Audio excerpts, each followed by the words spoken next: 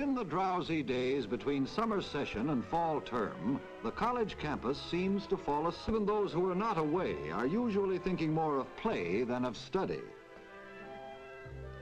But the love of learning that animates the classroom is never really absent, even when the room is temporarily taken over by the painters and plasterers. Wherever two or three are gathered together, there you will find the play of man's restless intellect among the great ideas. Listen, any American can beat any 10 Frenchmen. Trouble with the French race is they're all too excitable. It's in their blood. You know, the Latin temperament. And I ought to know, my sister's married to one. Oh, no! That's absolutely wrong. Oh, yeah? What's wrong? What's wrong? Everything. A, there is no French race. B, there is no Latin temperament.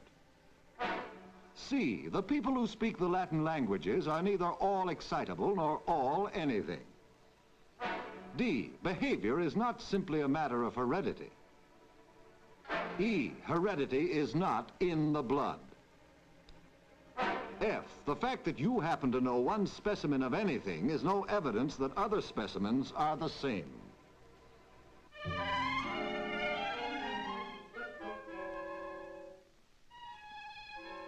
Please, remain where you are. I'll explain. May I have your attention here at the board again? To begin with, there is no French race.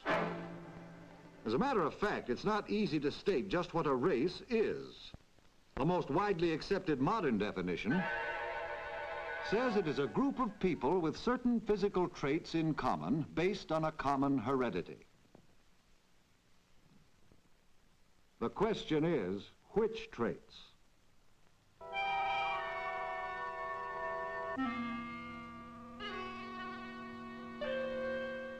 Once upon a time, the answer seemed obvious: skin color. Today, we know this classification doesn't work at all, because skin coloring may shade off continuously from light to dark within a single biological group, so that there was no point at which we could say one race ended and another began. As a result, many individuals didn't have the right coloring to go with their alleged race. For example, you could find plenty of members of the so-called brown race who were actually lighter than some members of the so-called white race, and so on. So you see, classification of man into 5 races based on skin color wasn't at all satisfactory. In attempting to find a better classification, modern anthropologists have turned to more reliable traits, such as body build, cephalic index, nasal index, facial structure, eye color, color and texture of the hair. One racial classification based on such traits, and widely used today, lists 3 major races: Caucasian, Mongoloid, and Negroid, plus a doubtful category for those that don't seem to fit anywhere else. These are further divided into 15 sub-races. But even with this classification, we run into difficulty, which we can see by considering the characteristics of 3 of the sub-races within the Caucasian group. We know which traits are supposed to belong to each of these sub-races. The Alpine, characteristically, has a broad head, medium stature, and brown hair. The Mediterranean, a narrow head, medium to short stature, and dark brown or black hair. The Nordic has a narrow head, tall stature, and blonde hair. However, the more we study these things, the less simple they become. These various traits refuse to stay put. For example, we find individuals with the short, stocky body of the Mediterranean, the round skull of the Alpine, and the blonde hair coloring of the Nordic. Nature, apparently unimpressed by our earnest efforts at classification, creates such wrong combinations by the millions in every part of the world. The biological concept of race, gentlemen, cannot be applied to individuals as simply as is popularly believed.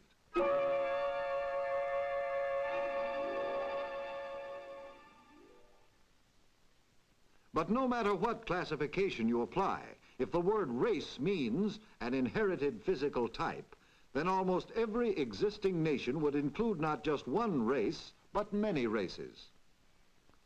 The French nation, for example, Indians and Mediterraneans, the percentages varying as you move from one part of the country to another. In short, a nation is not a race. There is no such thing as the French race, any more than there is an English race, German race, or American race. Neither is there any such thing as a specific Latin temperament. The word Latin refers only to a group of languages spoken by various countries whose populations may or may not resemble each other in other ways. Actually, a sampling of the peoples who speak the Latin tongues would turn up a very wide range of behavior patterns, differing sharply from nation to nation. Such a sampling would have to include not only the people of France, but also of Romania, Spain, Italy, Portugal, South and Central America, Mexico, and Cuba. People in all these countries speak the Latin languages, yet their behavior differs widely from country to country. Therefore, all people who speak the Latin tongues are not all excitable, nor all anything. And now for the major fallacy, the belief that group differences in behavior are the result of heredity.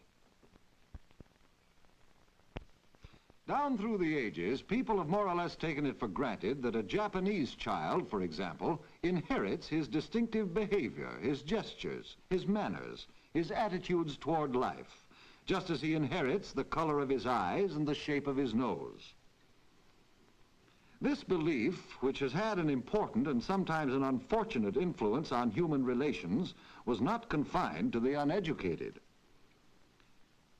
English literature, including the best of Shakespeare, is full of references to English blood and noble ancestry as supposedly decisive factors in determining noble behavior.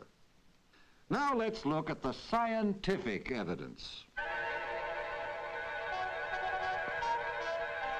In modern times, many hundreds of careful studies have been made to test this theory that group differences in behavior are hereditary. Yet in all the books and articles that have been published describing these studies to date, not one shred of positive evidence in favor of the theory has ever been reported. On the contrary, a great deal of evidence is accumulated which shows that people acquire their behavior as they acquire their speech from the culture they grow up in. It isn't easy to carry out scientific experiments in the field of group differences. As a rule, the most we can do is to study and observe, as this anthropologist is doing with a group of South Sea Island children. However, an experiment of sorts was made, quite unintentionally, but on an enormous scale in the 18th and 19th centuries. A large number of West Africans was forcibly uprooted from their own culture and set down 3,000 miles away in a totally different culture.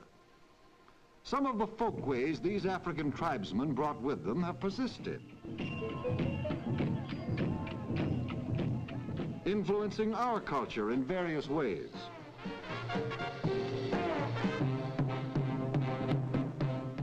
But despite many factors tending to perpetuate the African group as a group, a number of their descendants are today indistinguishable from Americans of other stocks, except by their physical appearance. Obviously, these people would be no more at home in an African village than their tribal ancestors would have been in an operating room. In short, so far as we can tell now, group differences in behavior are the result of learning, not heredity. And, of course, biologists today know that the physical traits that distinguish one race from another are not transmitted by the blood, but by the genes.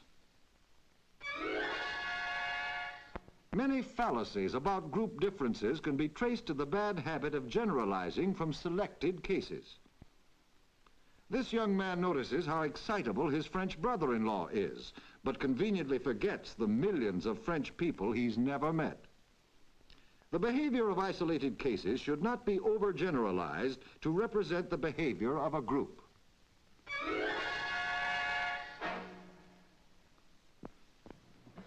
Just a moment, young man. I have a feeling there was one more fallacy in your statement. All I said was one American can beat 10 Frenchmen. At what? Well, at anything. Baseball. Ah, yes, that was it. Thank you. The fallacy of the ethnocentered criterion. Which? Well, let me put it this way. Would you care to bet a week's pay you could beat 10 Frenchmen at, let us say, fencing? You see, Bill, a skill typical of one culture is not a proper yardstick for general comparisons between cultures. Now then, let's take another look at these fallacies we've been discussing. A nation is not a race, for any nation includes many inherited physical types. B, there is no such thing as a Latin temperament, for the behavior of the people in the various Latin-speaking countries varies widely from country to country. C, people who speak these Latin tongues are never all excitable or all anything, nor are the members of any group. D, group differences in behavior are the results of learning, not heredity. E, hereditary traits are transmitted not by the blood, but by the genes. F, the behavior of isolated cases should not be overgeneralized to represent the behavior of everyone in a group. And finally, a skill typical of one culture is never a proper yardstick for general comparisons between cultures. Now, let me leave you with just one more thought. Many popular notions about races, heredity, and group differences are completely wrong, when they are not completely meaningless. But the trouble is, when it comes to human relations, most of us tend to cherish beliefs and ignore facts.